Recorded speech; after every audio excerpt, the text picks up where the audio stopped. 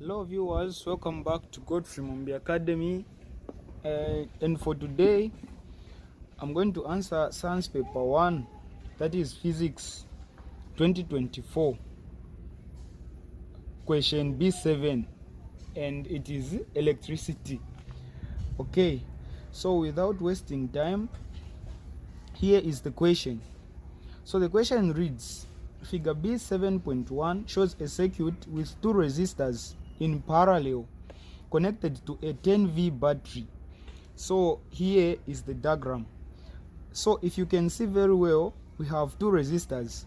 We have this one on top, a 3 ohm resistor, and the one at the bottom, which is a 6 ohms resistor.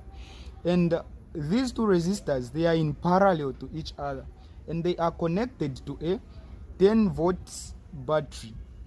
Okay, now question 1 reads, what is the effective resistance in the circuit? What is the effective resistance in the circuit? So they want us to find the effective resistance. Now the effective resistance, it is the same as the total resistance.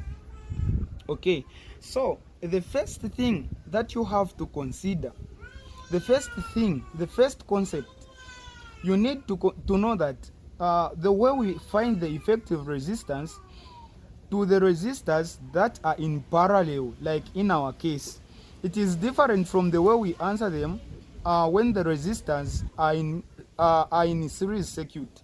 So here is the solution.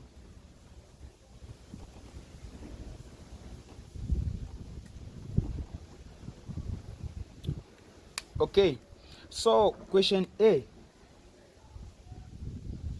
they want us to find the effective resistance. So now the effective resistance, the formula that I'm going to use, we only use it when the resistors are in parallel, like in our case. So effective resistance, we write it like this. Or if you don't want, you can use a small letter T, total resistance, a capital R, then a small letter T, a lowercase t. So effective resistance is equal to resistor 1 multiplied by resistor 2, then over resistor 1 plus resistor 2. So this is the formula that we use in order to calculate the effective resistance. You need to multiply the number of resistors that are in parallel, then you divide by the number of resistors, the same resistors. Now you just add them. So in our case, we only have two resistors, so we are going to multiply resistor 1 by resistor 2.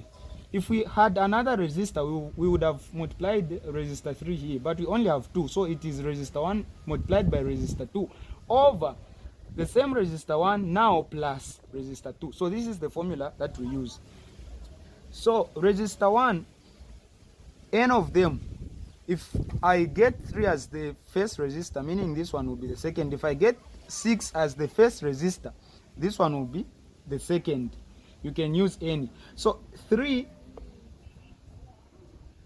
ohms multiplied by 6 ohms over, we have 3 ohms plus 6 ohms.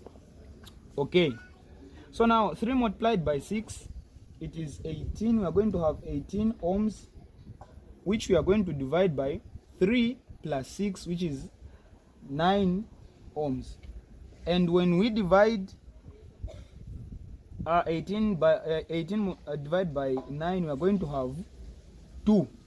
So 2 will be our effective resistance. And just as simple as this, we've answered the first question. Okay, so now let's answer question 2.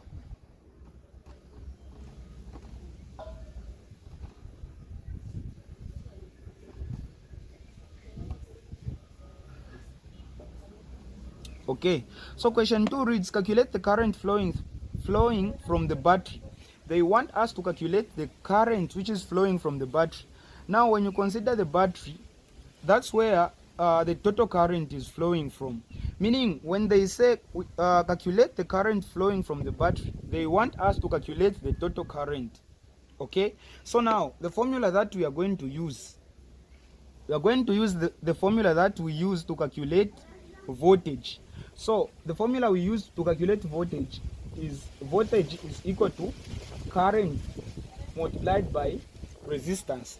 This is the formula we use to calculate voltage. So since we have the voltage in the diagram, which is 10, we are going to we are going to replace it here. Then we also have the resistance, which we are going to put here so that we can find the current. If you don't want, you can make I, which is current, the subject of the formula, so that maybe it can be easy for you. But even in this way, so we have 10 volts here because they have said which is coming from the battery. So we are going to use the total voltage, which we have 10 volts. 10 volts is equal to, they want us to calculate the current. So we are going to say 10 volts is equal to I multiplied by the resistance. So now the resistance that we should use here, we need to use the effective resistance, the total resistance. We are not going to get 3 or we are not going to get 6, but we are going to get the total, the effective resistance. Why? Because the current which is coming from the battery, it is the total current. Hence, even the resistance, we need to use the total resistance, which we are just from answering, and it is 2 ohms. Meaning, if the first question you got it wrong, even the second question you get it wrong, because the resistance that we've used here, it is the one that we answered in the first question. Okay, so from here we can say we are going to divide throughout by this resistance, which is 2 ohms.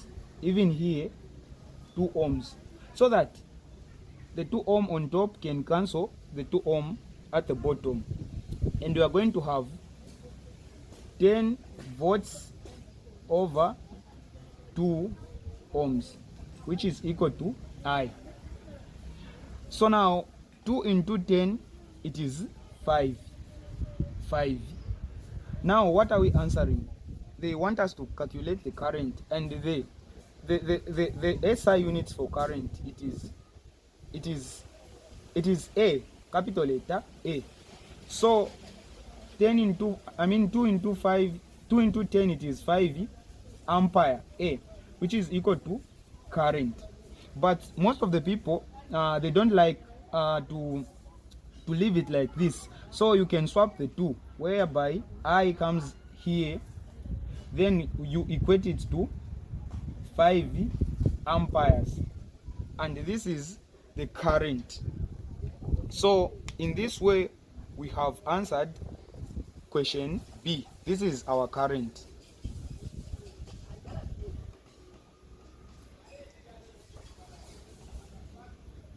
Okay, so they want us now to answer the last question, that is C. Okay, so now C, the question reads, determine the charge flowing through the battery in 1 minute.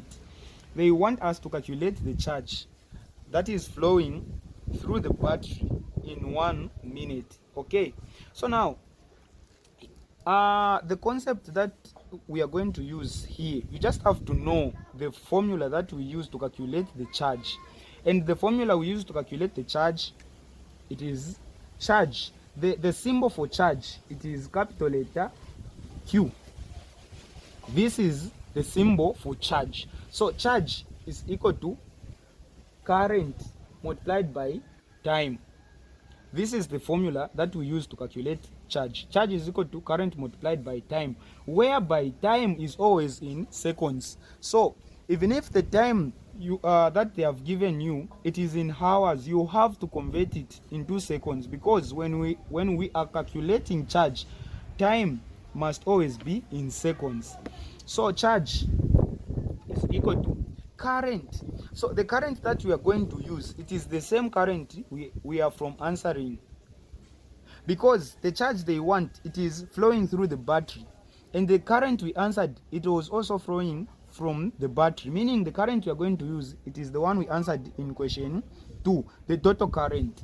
And the total current was 5 ampere multiplied by time. So now the time we have been given in the question, they have said determine the charge flowing through the battery in 1 minute, meaning the time they have given us, they have said in 1 minute.